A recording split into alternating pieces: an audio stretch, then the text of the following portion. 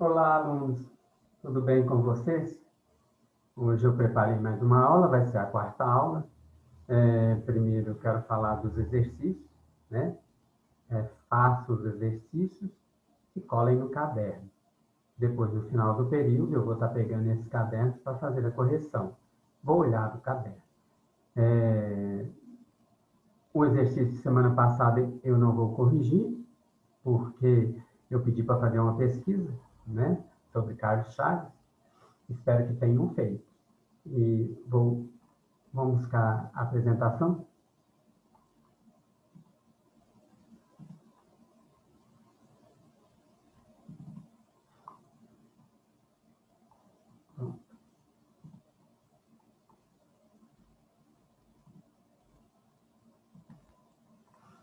Onde paramos, né?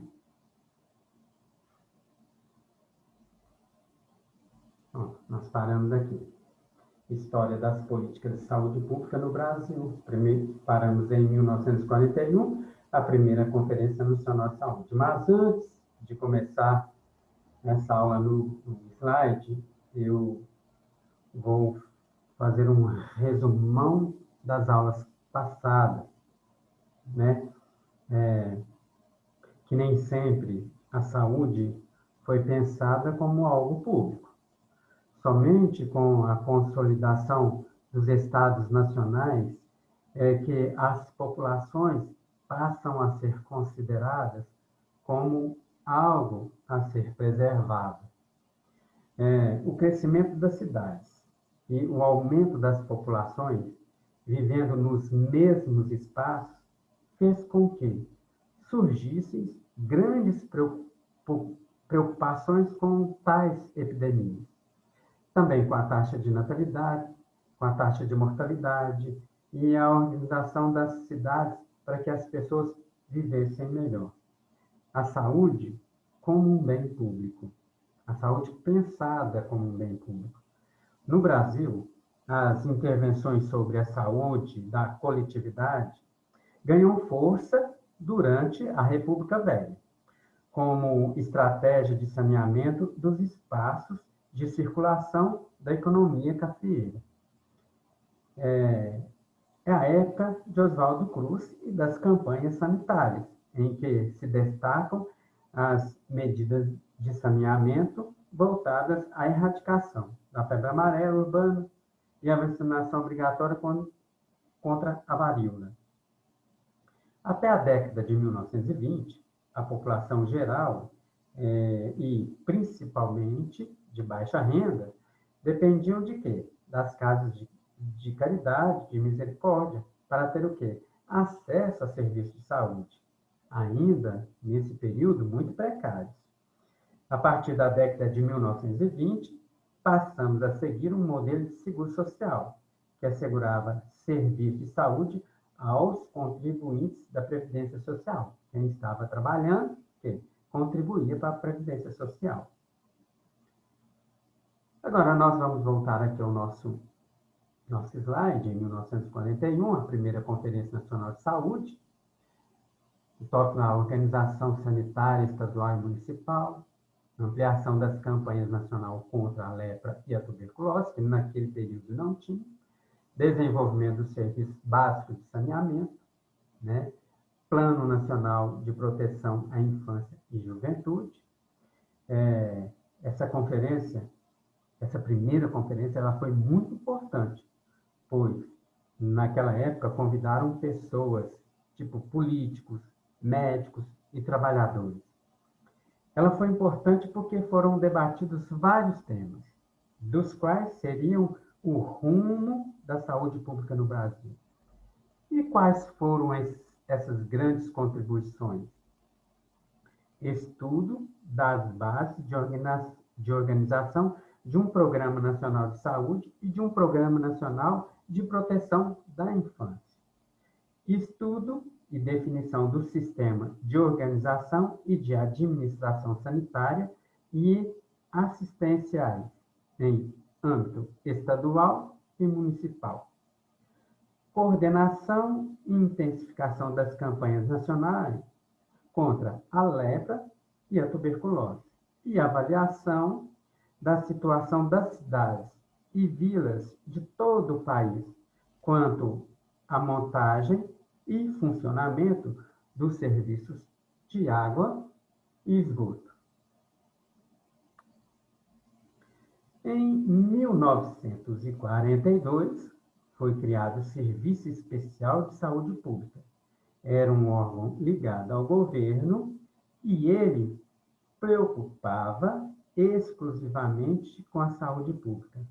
Agora sim, temos um órgão, uma equipe que é responsável pela saúde. Em 1939, regulamentada a Justiça do Trabalho.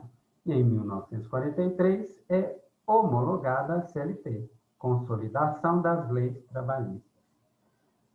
Por que isso é importante para a saúde pública no Brasil? Com a consolidação das leis trabalhistas, os trabalhadores foram assegurados na questão do acesso à saúde pública. Com a Justiça do Trabalho funcionando, o empregador que não cumprisse com os impostos e não assegurasse recursos para a saúde de seus trabalhadores, a Justiça do Trabalho pleiteava os serviços daquela empresa e reivindicava os direitos dos trabalhadores. Em 1948, criado o primeiro Conselho de Saúde, considerado o marco inicial de saúde pública moderna. A partir desse ano, a saúde do povo foi reconhecida como importante função administrativa do governo.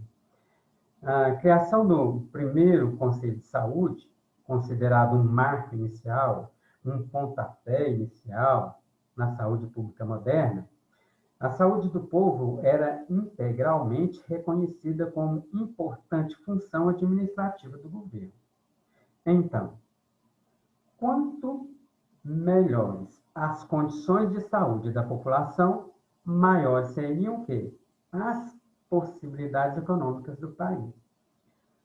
O que é Conselho de Saúde? E para que serve?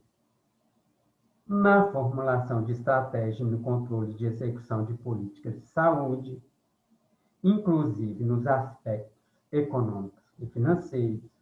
O Conselho analisa e aprova o plano de saúde, analisa e aprova o relatório de gestão, informa a sociedade sobre a sua situação. Sua missão é fiscalizar, acompanhar e monitorar as políticas públicas de saúde nas suas mais diferentes áreas, levando as demandas da população ao poder público. Por isso, é chamado de controle social na saúde. Em 1950, Getúlio Vargas é eleito pelo voto popular. Qual a importância desse voto?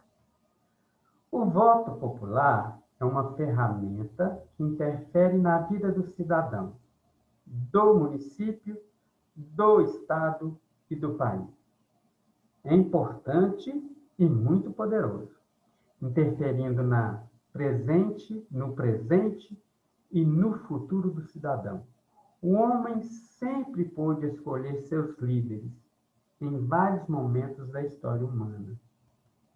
Mas a mulher não era, né, gente? No Brasil, a mulher ganhou esse direito de voto só em 1934, que a mulher passou a quê?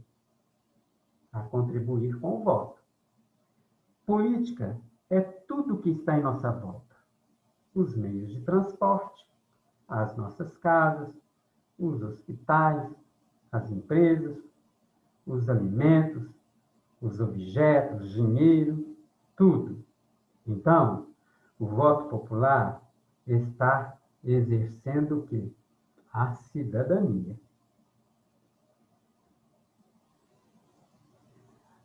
Nós tivemos aí um aspecto positivo. Criam-se ministérios que tem como função a busca do bem-estar do trabalho, do trabalhador, o acesso à saúde pública, chega aos moradores até o interior do país. E esse aspecto positivo,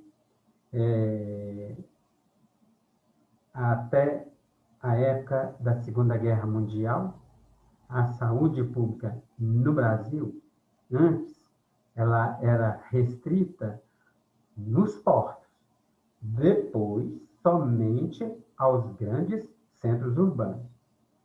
As pessoas que moravam no interior e em pequenas cidades e zonas rurais não tinham acesso à saúde pública.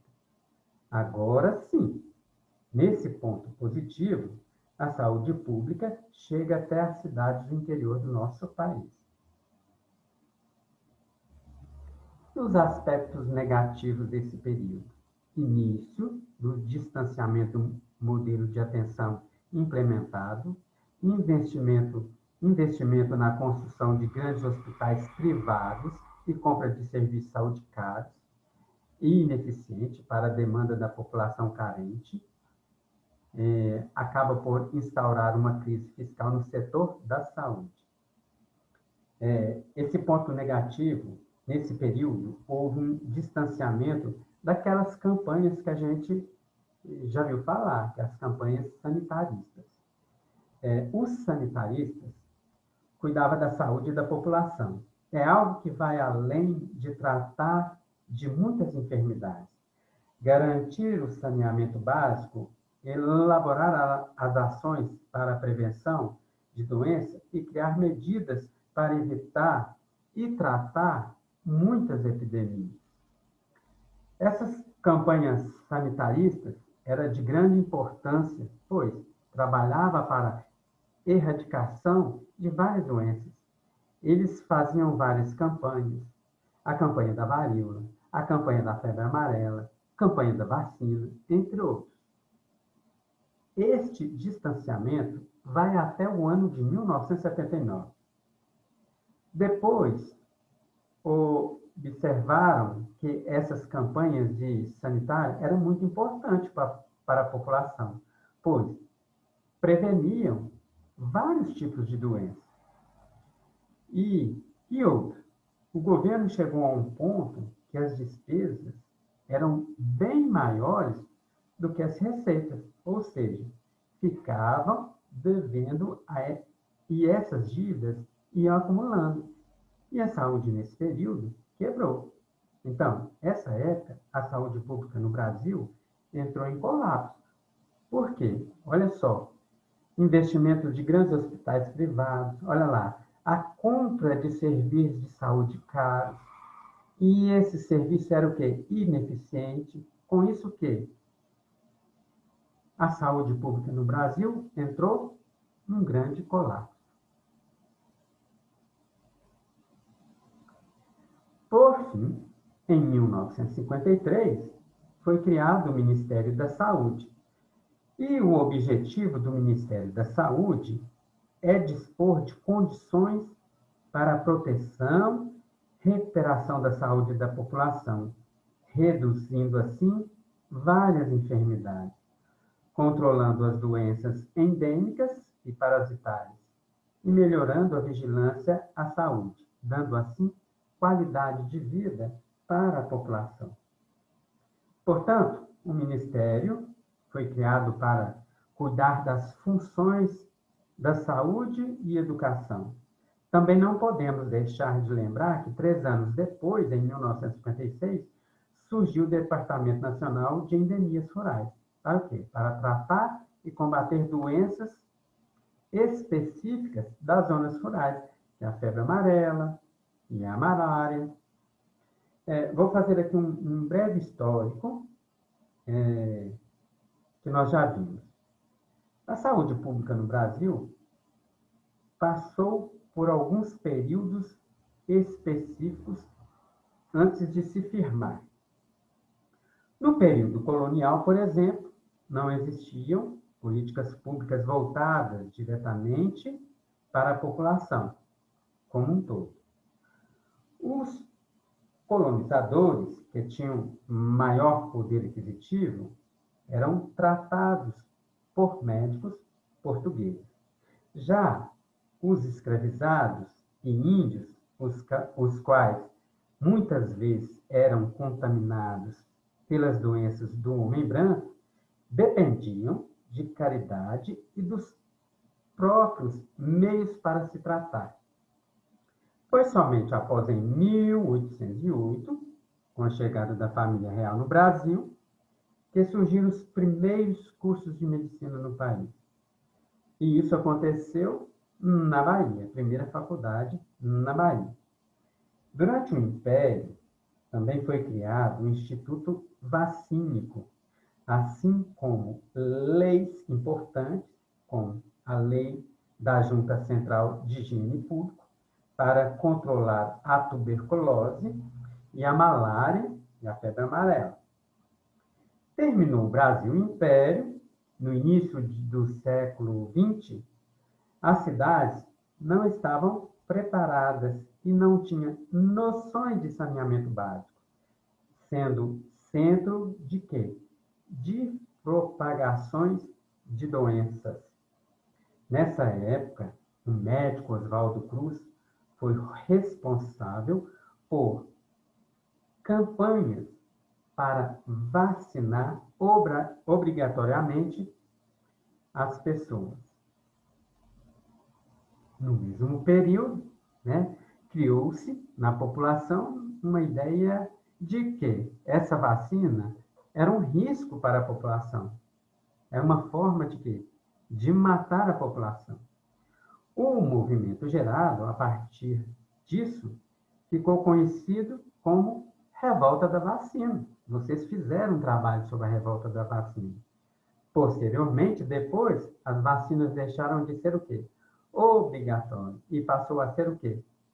Facultativa. Em 1963, Terceira Conferência Nacional de Saúde, Situação Sanitária da População Brasileira, Distribuição e Coordenação das Atividades Médico-Sanitárias nas 3 esferas do governo, Municipalização do Serviço de Saúde, Fixação de um Plano Nacional de Saúde. Vocês estão lembrados quando eu falei do distanciamento dos sanitaristas? Agora, houve um resgate desse modelo, pois era um modelo barato e muito eficiente. Por quê? O modelo sanitarista de campanha era um modelo muito voltado para a prevenção primária de saúde. Era uma despesa menor e o ganho com a saúde da população era maior. E na terceira conferência de saúde, ficou constatado o seguinte, que não adiantava cuidar só de uma parte da população. Por quê? Porque a outra parte da população ia acontecer o quê? Ia adoecer. E essa foi a grande preocupação. Ó, terminamos por aqui. Próxima semana a gente continua e vou deixar os trabalhos, vou deixar os exercícios através da Maristela, né, que ela deve enviar para vocês. Um grande abraço e até breve.